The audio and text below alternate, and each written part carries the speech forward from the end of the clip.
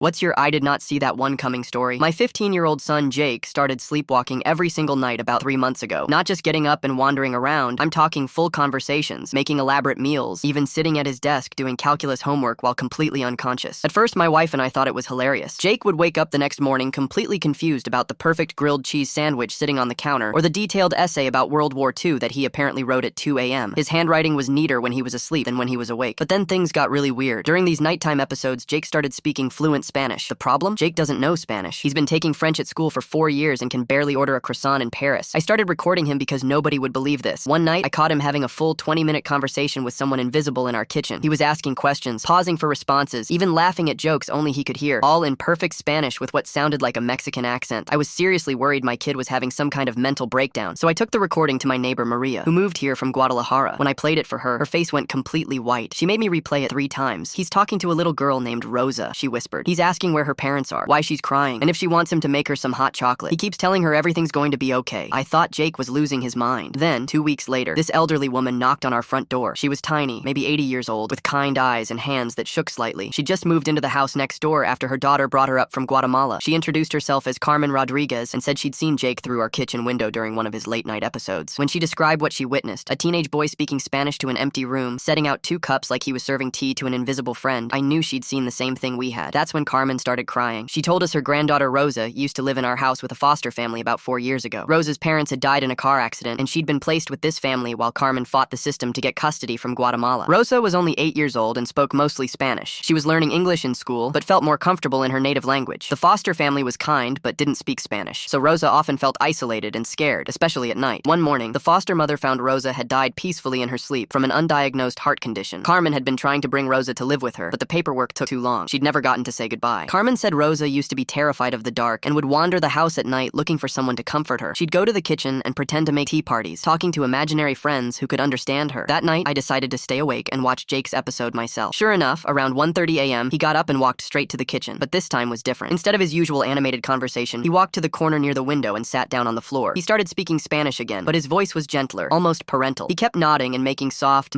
sounds, like he was listening carefully to someone. I recorded the entire 15-minute conversation. The next morning, I took it to Carmen. As I played the recording, tears streamed down her face. Her hands were shaking as she translated. He's telling Rosa that her abuela is here now, that she's been looking for her and loves her very much. He's saying it's okay to stop being scared, that her grandmother will take care of everything now. At the end, he tells her, "You can go home now, pequeña. Your abuela is waiting for you." Jake never sleepwalked again after that night. When I told him what had been happening, he didn't remember any of it, but he said he'd been having these incredibly vivid dreams about a sad little girl who just wanted someone to understand her. Carmen visits us every week now. She says she finally feels like Rosa found peace.